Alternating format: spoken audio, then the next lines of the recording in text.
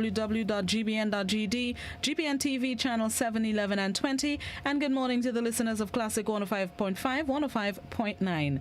This morning, we are continuing our review of 2020 with my colleague and co-host, I'll call it co-host now, Mr. Godfrey Augustine for this morning's To The Point. Every Thursday, we'll look back at some of the major happenings of 2020. Morning, Godfrey. Morning, Gloss. How are you doing today? I did it. Oh, how Very are you? nice. You did it too? I did it too. And I stayed right there. All right. I'm moving. I agree. You know, you have a song, so me ain't going nowhere. I stay right here. You know who sing that? I can't remember. Old age. I can't remember who. Ronnie McIntyre. Ronnie Mac. Okay, fair enough, boss. Like I said, we're looking back at some of the major happenings of 2020 before we get into general information, especially in things that happened earlier in the year. Let's look back at a recent something. Of course, we have to look at Mr. Tobias Clement and his presentation in the House of Representatives on Monday. Godfrey, if there was an award for Person of the Week, I think Mr. Clement would probably get that award for his presentation of the budget on Monday. What did you think of how he came forward and what he presented in the House on Monday? It was highly comical. I guess a lot of people were all excited and all had different opinions on the fact that he armed himself with a chain and chained himself to one of the furniture in the parliament. But let me say this: people need to remember, and people should not be alarmed. Because the first thing we ought to remember that Mr. Clement was a member of the new National Party for many years. He sat in Parliament with that same party, on the side of the bench with them. And so Mr. Tobias has seen that kind of behavior being displayed in the House before. So it is not surprising that Mr. Tobias has learned well. He has learned from the very best. Because I'm sure you can recall, there are times in the House when some members, and who are still in the House today, has brought the House to disrepute. They've disrespected speakers of the House. At one time, there was a debate when I heard a certain member in the House say, "Well, Larry, boy, well, Larry." You remember that, Blossom? Yes, so the truth is, I am not surprised at Mr. Clement's behavior in the House because he has learned that kind of behavior. When children in the house with parents, they learn based on what they see. You understand? And so Mr. Clement has learned well. He has learned from the best as it relates to that kind of behavior in the Honorable House. So I'm not surprised. He's learned well and learned from the best. I've heard two sides of the argument. One side is saying his antics overshadowed his message. And then I have also heard that because of what he did in terms of chaining himself to the table, people actually paid attention to his presentation. Which side do you think it really fell on when he was completed with his presentation? I think it was 2 hours that he spoke for. Which side? It overshadowed or it helped? I don't think it overshadowed. I think he made some very good points because the thing is, since Mr. Clement left the NNP, I think people were all ears as to what he had to say. People are of the opinion that he has some issues to expose. So whenever he speaks, Grenadians like TV. They like Bacchanal. So anytime Mr. Clement speaks, the fact that he left the NNP, all ears are up because they want to hear if there is something juicy that he's going to drop. You understand? So yes, I don't think his antics overshadowed. In fact, I think his antics helped because it's a first, not the behavior generally, but that single aspect of using the chain. So that helped. It created some humor for people. I also believe that there are people who felt that when Mr. Clement started his discussion, his debate, there may have been a possibility where he could have been put out of the House. You can't put that past these people. So I think he came prepared for that. He came with that in mind, and that was probably the reasoning behind him going with a chain. I was very disappointed in the speaker because, during that period, you heard the speaker change his mouth a little bit. And that to me is disappointing. As a Speaker of the House, you need to be in control of what happens there, and you should not be influenced by any member. Neither the Prime Minister or whoever it is, you should not be influenced. Your role is to ensure that the proceedings in the House takes place in a manner that is in keeping with respect for this House. So I think he made some good points. He touched some serious issues that I think the government needs to respond to and address. And yes, his antics worked. So I think both sides have had some advantages. The only sad thing is that the House has been reduced to that kind of behavior. That is not the place for that kind of behavior. But again, it has been done before by members, seasoned members of the House, members who've been in the House for 30 years plus, have displayed that kind of behavior before. So it's not surprising.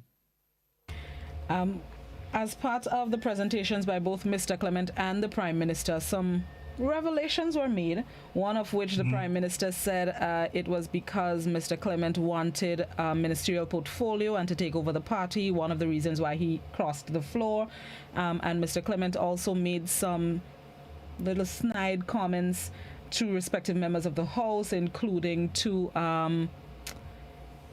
Mr. Joseph, Oliver Joseph, Foreign Affairs, telling him to, pay attention and batten his crease, and other little snide comments. How much weight are we putting on some of these statements, including Mr. Clement wanted to take over the New National Party, ministers should batten a crease, as Mr. Clement puts it.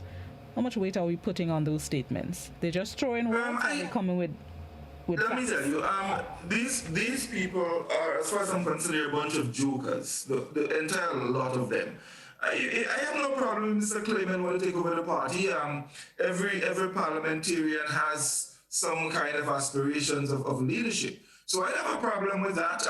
If he chooses to leave the party because he's not been considered for leadership, then that's up to him. But you also have to remember that it is not the Prime Minister's call to determine who leads the party or the leader of the party.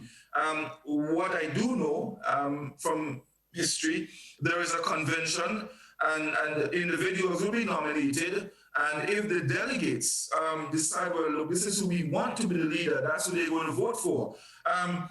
In some years ago, when Dr. Mitchell felt that he wanted to lead the NNP, he did put himself up against Mr. Blaze and won. So I have no problem there. And to say those statements to me are just petty politics. It's a waste of time.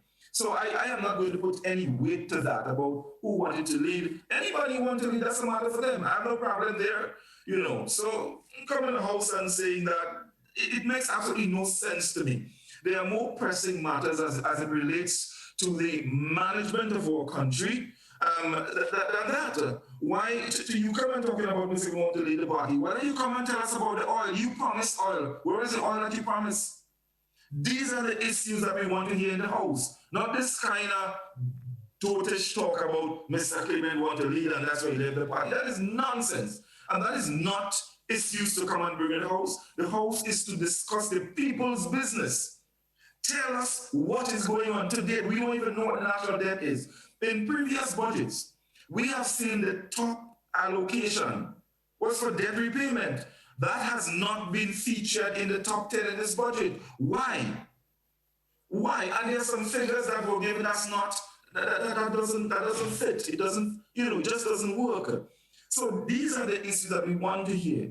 Leadership, waste the time. The people are going to decide who they want to lead them. The people have decided that they want the NNP to run the country, so they give them a mandate of all 15 seats in Parliament. So to respond to that and say Mr. Clement wanted and that's why he lead them, waste of time. And I didn't want to hear that kind of talk. That baby talk. Okay, some harsh words. Oh, yes. Let's look at some of the other happenings of 2020. One of the sore points around the nation, our road structures. The year 2020's part of the year of 2020 started with the situation in Molineux. The road is not passable for vehicular traffic. Traffic has to be diverted through Mount Morris and Jones Roads, and there are issues around the island, other areas that need attention. Let's look at the entire road structure of the country. Potholes continue to be a problem. Sinking roads continue to be a problem. I also remember Woburn. Look, we just recently reopened Marast Hill. Let's look at that part of what 2020 meant for our road structure. Well, as you raised that blossom, the thought just hit me that maybe, and I hope, that is why infrastructure got the largest allocation in the budget. Because, like I say, I don't know. I don't know if it's that, or maybe if it's more hotels that are coming that would be built and then no tourists going to be in them. But as it relates to a road structure, that's a very, very important issue, because what has happened to Molineux, there are a lot more Molineux to come if they are not addressed. We see them. There is Woodlands.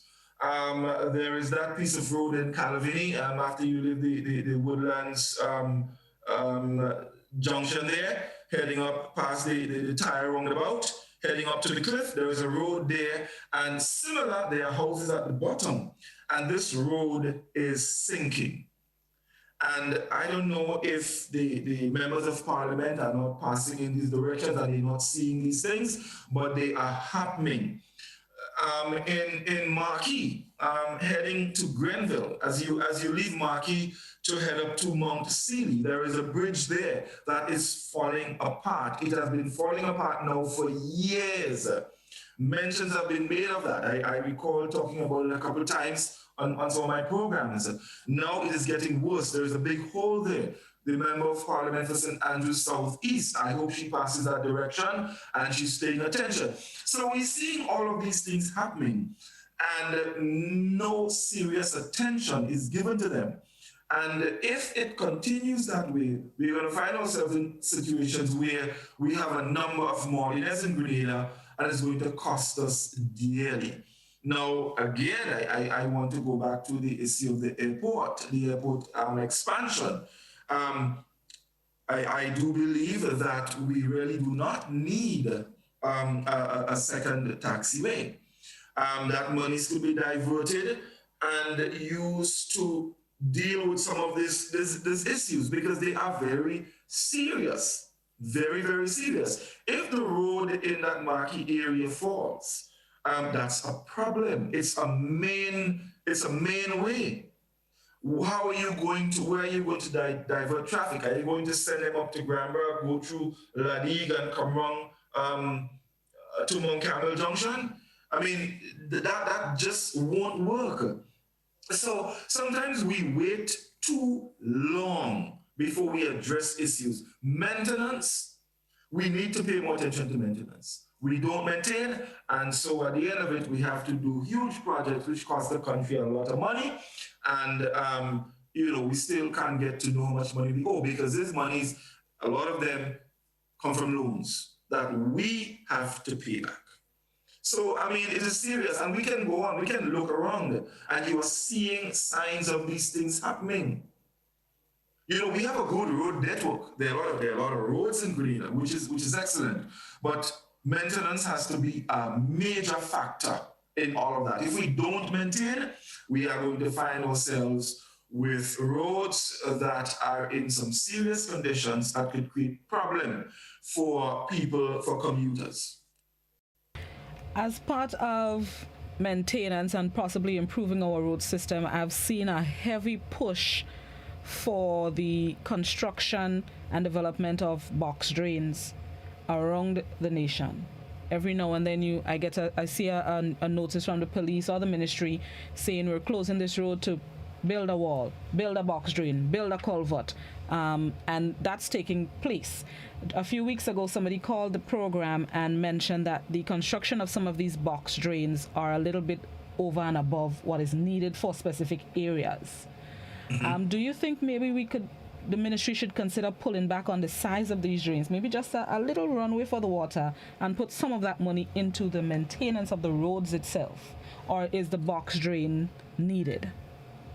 I don't know if the box drains are needed, but what is important though, if you're going to maintain your road, you must have proper drainage. So that is important. Proper drainage is important because if you don't have a path for the water, it's going to come out into the road, and that will cause serious erosion.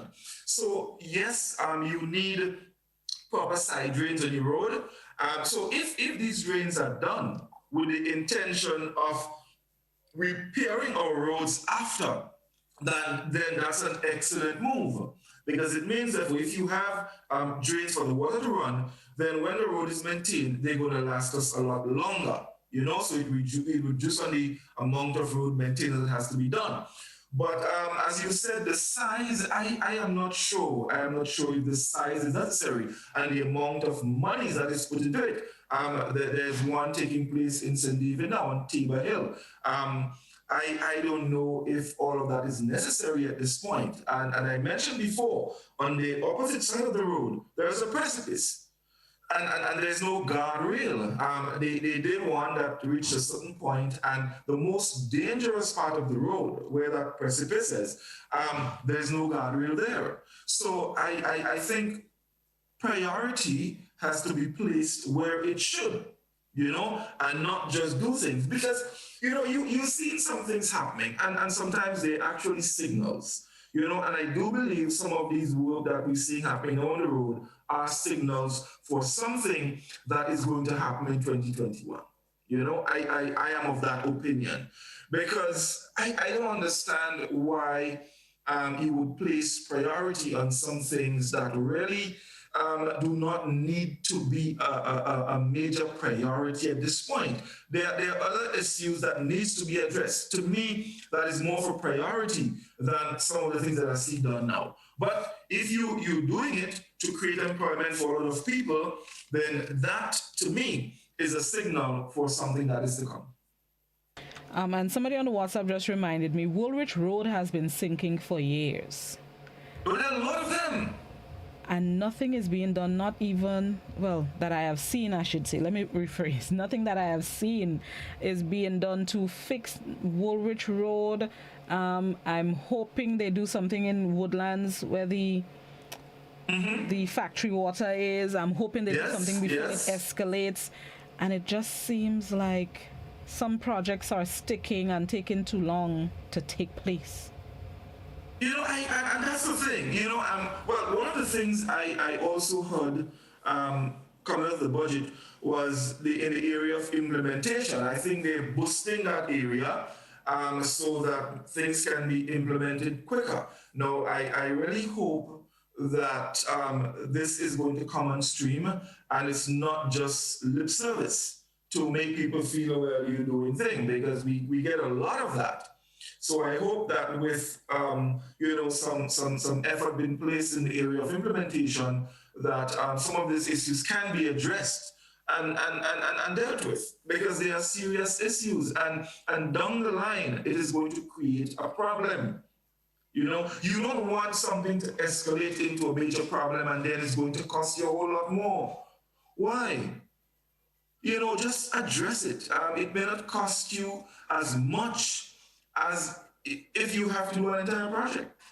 So this is something I would like to see, central government pay attention to, addressing these things, and they fall under maintenance. So they need to get up and start addressing some of these issues, rather than fighting with all this grandstand and big project and trying to make you believe that, we have to do this. I heard the Prime Minister say, now's the time to build hotels. Right, fine, let's build hotels. But what are you doing to boost the tourism product?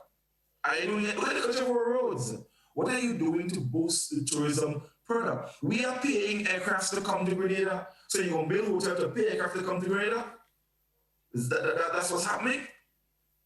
We don't know how long this COVID thing is going to continue for. And believe you me, Blossom, we have COVID now, there is something else that is going to come. I don't know, I understand this, but they are going to come. We need to put our house in order. All we're focusing on is all these grand infrastructural projects. I don't know why so much emphasis is placed on infrastructural projects. I really don't know why. There are some theories surrounding it, but it's not in my place to say. You know, but why aren't we putting effort into our productive sector? This is very important. We can make money there. So, I mean, sometimes I'm confused.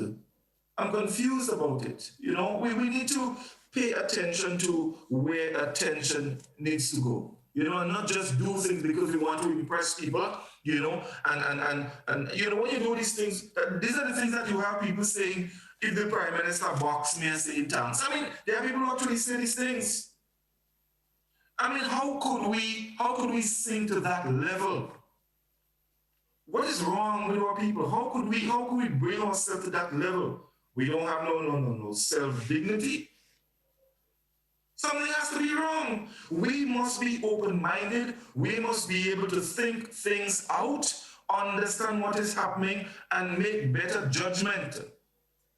It doesn't mean that if you criticize a political party for something that they're not doing right, that you're not a supporter. In fact, when you're a supporter and you point out the wrongs, you are giving more support than if you stay quiet.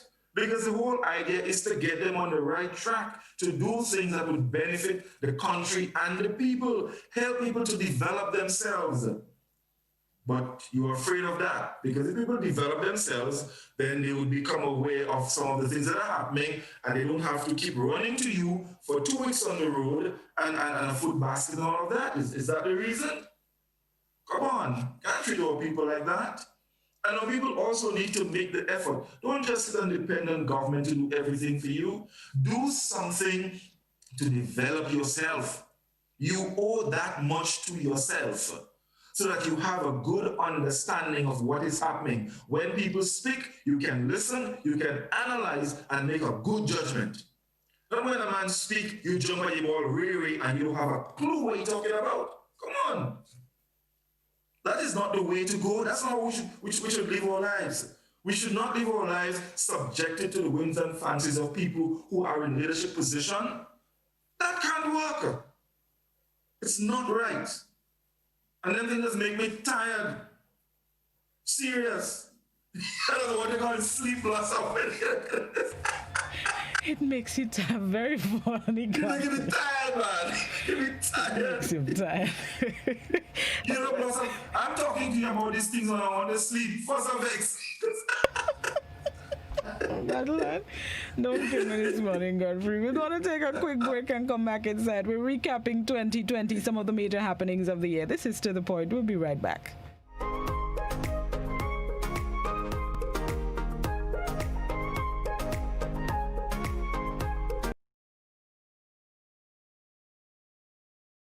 We believe this new virus spreads mostly from person to person through respiratory droplets produced when someone who is sick coughs or sneezes.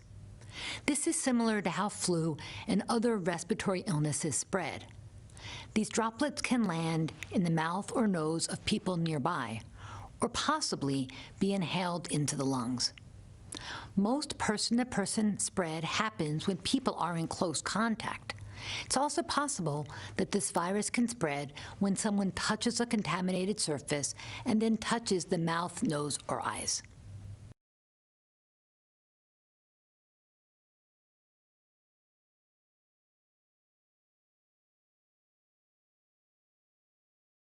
We got them trees light. It's a ragamuffin kind of Christmas. Yo, Shuggy. One up every time. Grenada, GBN. Salute. Protect yourself and our community from COVID-19. Wash your hands frequently with soap and water for at least 20 seconds. If soap and water are not available, use an alcohol-based hand sanitizer with at least 70% alcohol. Use a tissue when blowing your nose, sneezing, or coughing. Immediately discard the tissue properly and wash or sanitize your hands. Avoid close contact with people who are sick. Let's do our part to ensure that each and every Grenadian remains healthy. To stay up to date, visit the Government of Grenada's webpage or the Ministry of Health's Facebook page. For more information, contact the Ministry of Health's hotline by calling 53-VIRUS. This has been a public service announcement brought to you. From Monday, November 2nd to Thursday, December 31st, GBN's Christmas Caravan will be blazing the trail of goodness across Grenada. Join us as we journey daily to find the hottest deals this Christmas season. Win prizes from our partners. Get recipes for your favorite Christmas treats and bust a tune in the Christmas Karaoke Fun segment. It's GBN's Christmas Caravan. Weekdays from 10 a.m. to 12 noon. Live on Classic Radio 105.5 and 105.9. GBN Television Channels 7 and 11. GBN's Facebook page and GBN's YouTube channel. Your mid-mornings will never be the same. The Christmas Caravan is brought to you in part by Hubbard's and the Food Fair Supermarkets, Kittens Healthcare, Sissons Paint, and Bryden and Miners and Ace Hardware.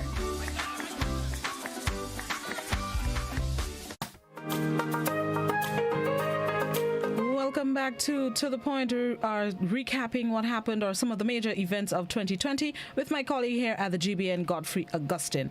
Let us move now to politics. Let's move to politics. I don't want to say politics, but it's politics. 2020 also saw what some people call the uprising of young people using their voices to speak out against some of the things that they've seen in Grenada for what they say would be the betterment of Grenada. It has also seen the launch of they don't want to be called political organization, but the non-profit organization, the NGO TGM, the Grenada Movement. The NDC is also going through some changes, and we're seeing some happenings in politics even about, let's say, 2 years before the next election is constitutionally due. The election environment and atmosphere in Grenada, not election, political atmosphere in Grenada for 2020. How would you sum it up? You see, there's another way to understand about politics in Grenada. You just can't wait 2 years before an election to start getting your act together, because under our system, the Prime Minister is the person who holds the key to that.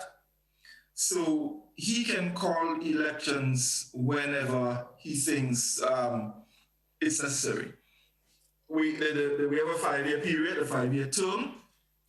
We've seen in the past that not every government goes the full term. Sometimes if we feel that, we have things in order, and we are well set, they may just ride it out and do what they have to do. But sometimes if you think that there are other parties that are emerging and they can create problems, then the wise thing to do is to move and call it and hold on to your position, because you don't want to be caught with your pants down, as we say. The young people who are coming up, it is a good thing to see young people are getting involved, because I tell you, Blossom, we've always heard before that politics is a corrupt thing. I don't believe that. I don't believe that. Politics is a way of life, every one of us, whatever we do. But there are people who enter frontline politics and they go there with a lot of their intentions, all right? Now, here is the problem. These people go there because other people who are well-intentioned and have the potential to do well, they stay away.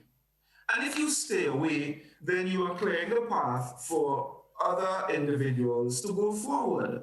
And a lot of these other individuals, these are the ones that corrupt, that makes politics appear to be corrupt. So I am happy that there are a lot of young people who are getting involved and they are speaking out. It doesn't necessarily have to be because they want to get involved in frontline politics, but it's important to highlight the issues of the country. We all have a stake in the country, and we have a responsibility to hold our government responsible for their actions and also their inactions, because the people vote them into office to do the job of managing the country and to make the country and the lives of our people better. And if they are not doing that, then the people have a responsibility of calling them out and keeping them in check so that they do what they were placed there to do. So I am happy that young people are getting involved. It's a good thing. And more people need to get involved. More people need to come forward and lend their voice and to call on government to do what is in the best interest of the country. As it relates to the NDC, I'm sorry for them. I'm really sorry for them. Because I don't know, 2 years before an election and with what they're going through, I don't know how much they can bounce back from that. You're hearing talk. And the other thing, I'll be blunt. There are some names within the NDC who the Grenadian people just don't meddle with. And as long as the NDC don't weed them out, they don't stand a chance. And I think everybody know who they are, NDC made a major problem, made a major error in 2008. A lot of people who worked hard for the NDC and who supported them, when the NDC got into office, these people were marginalized and alienated. They were totally forgotten. That's not how it works in politics. And believe you me, look at how the NNP operates. They take care of their own. I was going to ask. Charity begins at home. And the NDC marginalized all their workers. And so these people, they got disenfranchised and they just moved away. And so they are left in a position where they can hardly find serious foot soldiers, as we call them, to go and get the work done for them. You understand? And that is one of their major problems. In addition to that, some of the people that they have in leadership position, forget that. Forget that. They're going nowhere with that. So TGM, you were going to ask something? Yeah, I was going to ask if one of the major differences why the NNP probably has such a strong hold when it comes to the electorate is because they know how to play the game of politics. Well, of course, definitely. Dr. Mitchell is no fool in politics. People may have all kinds to say about him, but he understands the politics of our country very well, and that is why he's been so successful. The NDC needs to take a page from there. They need to get their propaganda machinery in place and start to do what has to be done. If you don't know how to win, get out of the game. Because you always come last. Well, no, in that case, second. I said so last week. TGM, you were going to say something about TGM, Grenada Movement. I don't know. From what I know, and I think I made the point last week, Dr. Antoine is very intelligent. If he can attract some good people with him, it's yet to see how the electorate will accept him. I think he might be coming in a similar position like Tobias Clement, in that he worked along with the NNP for many years as an advisor, and he was very close to the Prime Minister. He has done a lot of work for the Prime Minister. So there are people who believe that he understands a lot of the ins and outs of the NNP at that level. And maybe that could work to his advantage, but he's just one individual. I am seeing some people within that movement that, believe you me, if they come forward with the TGM, they're going to get a lot of numbers. Lot of numbers. So Dr. Antoine here, like 4 and 3 and 6, and the highest is probably about 32. So Dr. Antoine needs to understand what is happening, pay attention to that, and do what has to be done. Yes, you need supporters, but as it relates to your leadership, you need to attract reputable people and people who can command and earn the respect of the electorate. If not, back to square one. Okay, boss. This is where we're going to take questions from our viewers and listeners, those of you who may have them. 435-2041, that's the landline number. That's also the WhatsApp number. Please, only written messages on WhatsApp. You can also participate on the GBN Grenada Broadcasting Network's Facebook page and the Grenada Broadcasting Network's YouTube channel. The phone was ringing. It's not ringing now, so let me go to WhatsApp one time, same time. Somebody on WhatsApp is asking, most people think agriculture didn't get its fair share in the budget, but yesterday, Minister of Foreign Affairs Oliver Joseph mentioned that some of the money for agriculture is tied up in the allocation for infrastructure. Can you explain what Mr. Joseph was trying to say, or tell us what that statement meant? Okay, so when we speak about agriculture and infrastructure, yes. So for example, things like feeder roads, roads to get easy access to farms, and so yes, they will work with agriculture.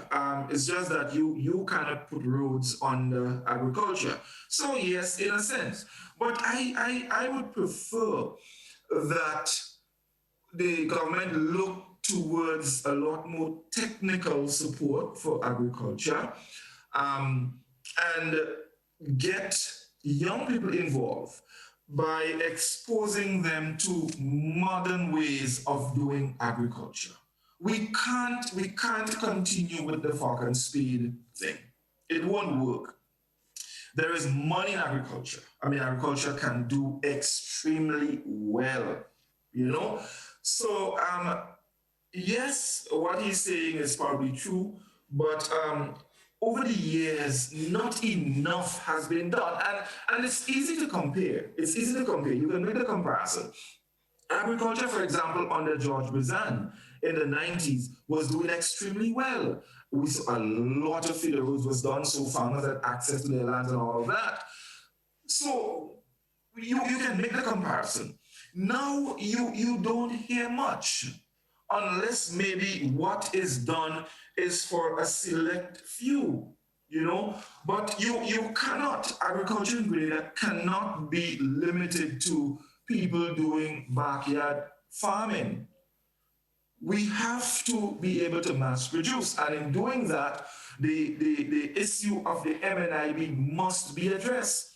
And I have to agree with the minister responsible for MNIB that the MNIB has lost its way, wrong and strong, you know? So if we mass producing, we must have proper storage, you know? So all of these things has to be paid attention to, and this is where I think we have to put money as it relates to agriculture, and not just talking feeder roads. If you have feeder roads, yes. But if there is no support to the actual farming and the rearing of animals and all of that, then we still back to square one. So it has to be a joint approach as it relates to infrastructural support, technical support, training, and all of that. All of these things must work together so that we can see some improvement in our agricultural sector. So it's not just infrastructure. That's just one aspect of it. Let's go to the phone lines. Good morning, caller. Good morning, Blossom, and good morning, Godfrey. Morning. Morning. You could not have chosen a better person than Godfrey Augustine for your viewing the last year. He comes on point. Everything he says, I see just as he said it. And I praise you and congratulate Godfrey for observing, very observant in Grenada as to the state of the nation. And he's telling it as it is. He's my man. So is Tobias Clement. He put a good performance there, man. I give him marks for that. Top marks. Thank you so much, caller. Yes. Well done, Godfrey. Thank you. Have a good Thank you, caller. Thank you. Somebody, though, I saw a question. Was it on the WhatsApp? Somebody on WhatsApp. Somebody's putting you on the spot, Godfrey. Somebody's asking, is it because you were sidelined by the NDC that you are so bitter against them? I am not bitter against the NDC. The NDC is not in my league. You understand what I'm saying? The NDC is a failed party. So to tell me if I was never sidelined by the NDC, I've never wanted nothing from the NDC. You understand? So, caller, talking about me being sidelined, that is a joke. I cry when I hear that. So does that mean you'll be supporting the NNP at the next general elections, or you don't know where you're voting yet? I would vote based on the party I think can do the best for my country. The party or the potential MP or the candidate? Who are you voting for, party or candidate? Well, it depends as well. If the candidate, in my opinion, can give the best representation, whichever one it is, then this is where I'm going to vote. So I don't have any allegiance to any political organization, none at all. I call it the way I see it. It doesn't matter who. So if members or party supporters of the NDC is not happy with my comments, then I do apologize to you. I also apologize to members of the NNP who don't like my comments, but I'm going to call it as it is. And that's the bottom line. And that's that. All right. Good morning, caller. Good morning. I'm trying to get you all a little wider. Yes, you're on with us now. Go ahead. One of the basic things in this country, we have too much patriotism thing in us. And the patriotism is like you as a spy. For one example, let me explain. If you come on the radio and the state of which part it belongs to, and they recognize your voice and speak out the truth, they penalize you. If they give you $1, they bring back the news and you'll get nothing again. But there is going to be a time that people have to speak the truth. Let us listen to Augustine program. As the caller just said just now, the man speak totally the truth. I just ask myself, if he's afraid, he's playing with the job too. Because when you sit on silence, you don't contribute nothing to the country. You know? You only contribute spite too. Because you know somebody doing something wrong, and you don't accept it. Everybody go just pass it to you. Somebody has to make a stand. Somebody has to make an effort. Because in our country, every 5 years you have election. Sometimes we make 2 terms. And the next term you start lapsing. You're losing support. But again, the people, the person that ruling the country for that period, I don't know what they're doing. They're changing everything, like they buy the country now. And that's what happened in the country here. You cannot let strangers come and take what they want, give them the best. Yeah, I was listening to some news in Italy, because in northwest of Italy, the border with Libya, and you have a lot of black African there. You have African are born there over 40 years now, and they can't get a salon on the beach. They born there, you know, just as the white Italian. But here now, you're giving the foreigners the best part of the beach. What I observe here is same gary system in a different classic way. You know? Okay. And it hurts me to see that our roads, I want to go in St. George's, but afraid. Because me, I look good. Them minibus they have here now, they don't put in emergency exit in the back to have a door if anything happen, that could walk down straight behind and open it one and just who could heave out. But everybody had to pass through one door. Okay. Thank you so much, caller. Yeah, Blossom, I just saw a comment by one of your Facebook viewers, and they said if we concentrate only on the negatives, that is all we are going to see. And they're asking, has government done anything positive? My answer is yes, government has done some positives. But here is the situation. That is what we put them in office to do positive stuff. So when they do negative, we have to highlight it so they can turn the negatives into positives. So caller or viewer, yes, they have done, but that's what we vote them for. So when they go in the other direction, we call them up. So that's our role, to call the negative, to keep them on track so they could continue doing positive stuff, because that's what we put them in for. Nothing else. Another WhatsApp question. With all the town hall meetings the Prime Minister has been having around the island, do you think we are leading or heading into an early election, especially when we're seeing the NDC does not have a leader? They have an acting leader and very fragile at this moment. Do you think the PM used the NDC situation to call an early election, thinking he can get another 15 seats again? Well, Blossom, I don't think the Prime Minister is concerned about the NDC and winning election. NDC cannot win the next election. I mean, that is clear to see. They cannot. So, I mean, if the Prime Minister is using the town hall meetings to call an early election, then I think the Prime Minister is weak. Because the truth is, I don't know that the Prime Minister or the NNP has any issues as it relates to losing the next election. They will not. I mean, this is straight. They will not. NDC cannot win the next election. A miracle had to work for that to happen. Because they're not ready. They're not ready. And if you're not ready, you're not going to make it. I don't know if that's his reason. But we've seen a trend in the Caribbean where a number of the Caribbean islands have been holding early elections, you know? So I don't know if he will follow that trend, or I don't know what his thoughts are as it relates to that. As a matter of fact, I don't even know if he will call early elections. As I said, frankly, I don't believe he needs to. Because honestly, I don't think he has anything to worry about.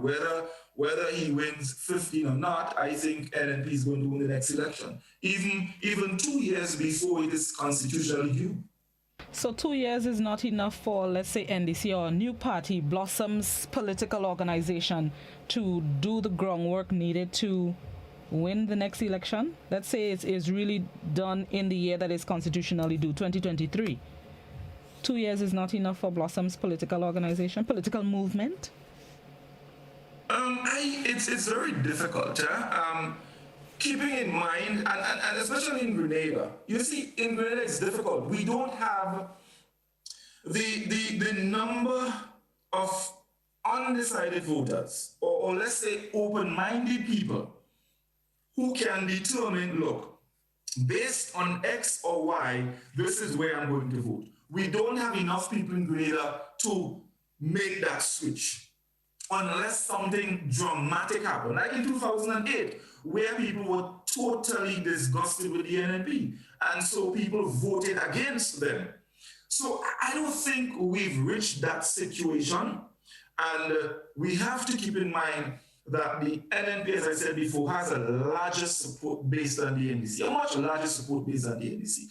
So it will be a tough one to get yourself ready in a matter of 2 years to win an election. And you have to remember, Blossom, in 2008, when the NDC won the election with 11 seats, they only won by 1,818 votes, which is an extremely small margin to win an election.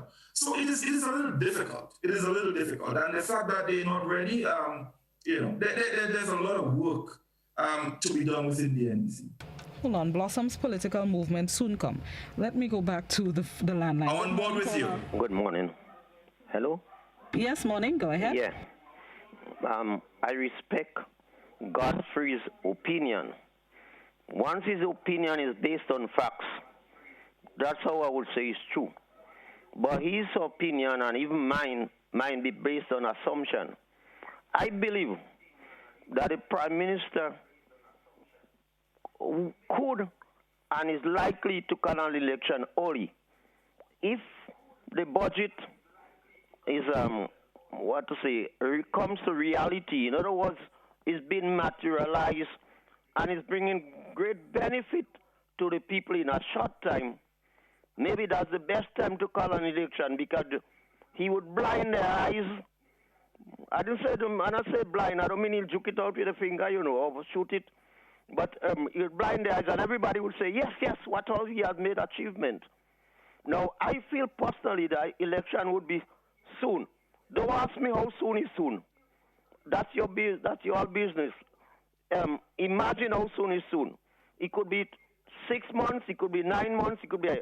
But mathematics. If I would call an election in the next 2 years, and I don't know if I'm likely to win. But if I see now, in the next 6 months or next 9 months I would win, then I would be there for another 5 years. But imagine, in other words, I would drop out 2 years or a year and a half and gain a benefit of 5 years. This is the better thing. This is because I was there in ruling for at least 3 more years instead of there for a year and a half. Now let me tell you this. Every one of us talking, this is my suggestion. I'm not casting it in gold. That is my thinking, and I have a right to think. But people cannot assume that, as they would say, and as I know. I don't know. I would only guess. Now, personally, I feel that a budget is a holding budget. When I'm going to say holding, because if it doesn't materialize, I wouldn't consider it a holding. But in other words, it's to captivate people. Let me tell you that. In fact, Godfrey just uttered something a few minutes back. He talked about what somebody said in the ruling party. I can't exactly remember. But my response to what he has said, the people that they are choosing, the marketing board, they said it's not successful. Well, why then put the person that was ruling the marketing board to be involved in nutmeg and cocoa? Okay. Would they be able to handle it when they said that the marketing board has failed? Okay. No, you had them to actually cause perhaps 2 things to fail. So is that sense? All right, thank you. Godfrey? Yes, when what the caller said, as it relates to his opinion, yes, he's right. Whether the PM called early elections or not, that's his prerogative. The Constitution gives him that right. So my opinion, as I said, is just that I don't think he has any reason to, or he has anything to worry about as it relates to winning the next election. So either way, it's totally up to him. I don't think he's going to lose anyway. I mean, that's my opinion. Facebook. Somebody on Facebook says, I beg to differ sometimes when I hear the amount of credit given to the NNP machinery in terms of winning an election. Even the current opposition leader has spoken out recently about the need to sanitize the electoral process. Not one word on registration at the moment. We need to do more in terms of cleaning up the list. Among other things, maybe Godfrey can have officials of the electoral office one day on his program. Cleaning of the electoral list should take place. Well, that is something that should be ongoing. That should not only happen when we're getting ready for an election. Because people die, people migrate, people do all sorts of things. So there should be constant work being done on the electoral list so that when we get to an election, we may not be able to get everything correct, but as much as possible, we have a list that can work well with the electorate. So I agree with the caller, more work should be done. As it relates to the, NNP's election machinery, I think the fact is they're winning. So they're doing something right. Or if not, then the other parties are not doing what is right. But something, some way. Something happening. Something happening. Godfrey, thank you so much. It's time to wrap up this week, but Next week, please the Lord, once time allows and once God allows, we'll recap more of 2020. Blossom, thank you. I just want to let our listeners and viewers know that this evening on Release It, I will be having Superintendent Vanny Cohen and I think Superintendent Randy Connaught of the police force. They will be joining me to discuss some matters relating to police. And so I want to invite them to join and, call with their questions. And so that's happening tonight on Release It from 8 o'clock. And tomorrow on We Culture, we're talking Christmas. So, Ernesto Jose, try and start jogging your memory about the kind of things you used to do for Christmas in the past. Thank you, folks. It was a pleasure. I'm gone. Thank you very much, Godfrey. Enjoy the rest of your day. Thank you, That was my colleague here at the GBN, Godfrey Augustine, as we looked back at some of what happened in 2020. We continue the series next Thursday, God willing, right here on To The Point on Classic and GBN.